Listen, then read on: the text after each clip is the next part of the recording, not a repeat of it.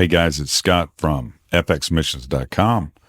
Just a note, I've finished the trilogy of Anthologies from the Forefront, and all 3 books are currently available on Amazon. Take your leadership to the next level. It's time for the Foundational Missions Leadership Moment with Scott McClelland of FX Missions. Hey guys, Scott here.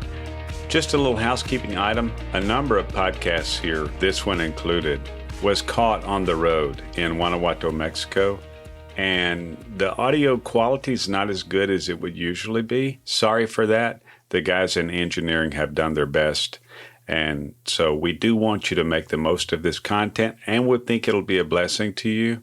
So do enjoy it, do rate us, let someone know, and be inspired and take action. That's our hope here at FX Missions. So thanks for joining us, and sorry again about the audio challenges that were created by recording on the road. Thanks a lot. All right, so we are on location. This is Luke Anspach. It's a new voice for you. All right. I'm here with Scott McClelland, Hey. FX Missions. All right. And we were just talking. We're on the road in Mexico, central Mexico, and I posed a question. We thought we should get this on the podcast. So, Scott. Hey. You've been doing FX Missions for about 15 years, and then probably some more missions-oriented adventures for longer than that. So my question is, jump 40 years ahead, so you've been doing it 55, 60-plus years. With all the people that you invite into the process and on these trips, what are 1 to 3 things? What are some key things that you want to leave people with after, thinking ahead, after you've given what you've given in that time? Deep questions with Luke Anspach. My grandfather's name was Luther, so you're... Luther Anspach. There Okay. you go. A new podcast idea. Well, thanks, Luke. That's a good question. I have no prepared remarks, so we'll wing it and see what we get. Love it. But I mean, Jesus, I think he told us, right, to make disciples. So a lot of what we're doing, I think, and calling ministry and calling missions and calling valid and calling whatever is not that. we come up with new ways to rate ourselves other than making disciples. So I think for me, the main thing for me is I want to aid Jesus in the process of disciple making. A lot of the way things are organized in Christianity today, I think people are having to go from one place to another to continue their spiritual journey.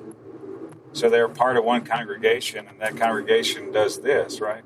And so once they come to the end of what that congregation or ministry has to offer, they have to move on to find another aspect.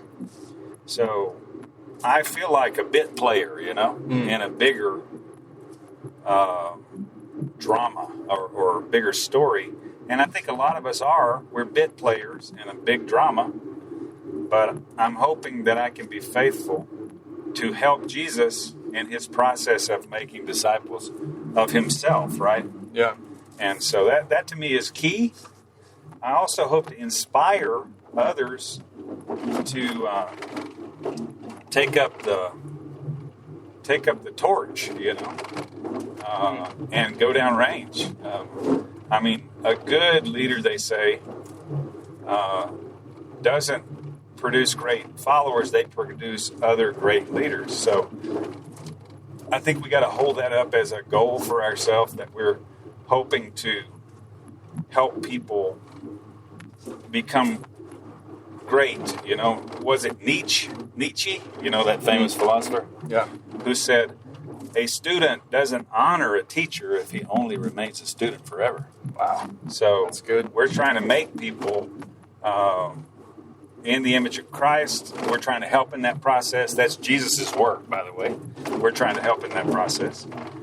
And then we're trying to help people take courage and initiative to follow the Lord into their own journey of obedience. I'm trying to come up with something third to say that was really awesome. Yeah. I'm afraid I'd fall flat if I kept going. Those are probably the two things that are top of mind. Yeah, I really liked your comment about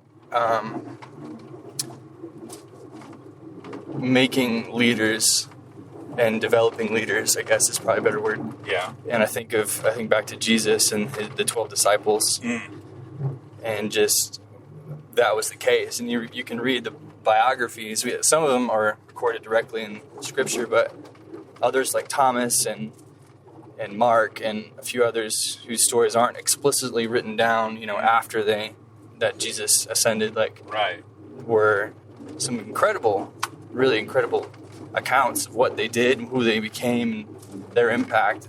Yes. So I think of that's definitely reflective of Christ's process. Man.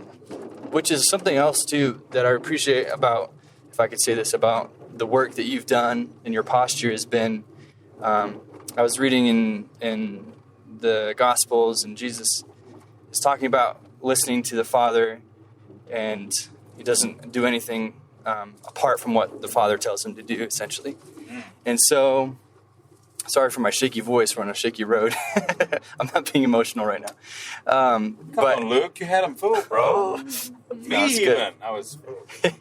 But he wasn't just. What I realized was he wasn't just talking about what his process was. He was embodying how we ought to embody our relationship with the Lord.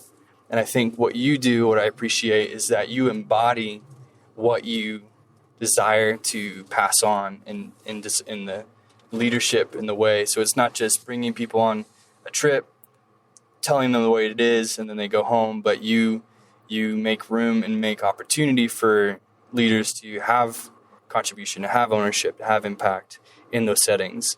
And we mentioned this earlier before, but this might be one of the first trips where we're beginning to see the fruit of that process, in the time that I've known you and traveled with you. So. Yeah.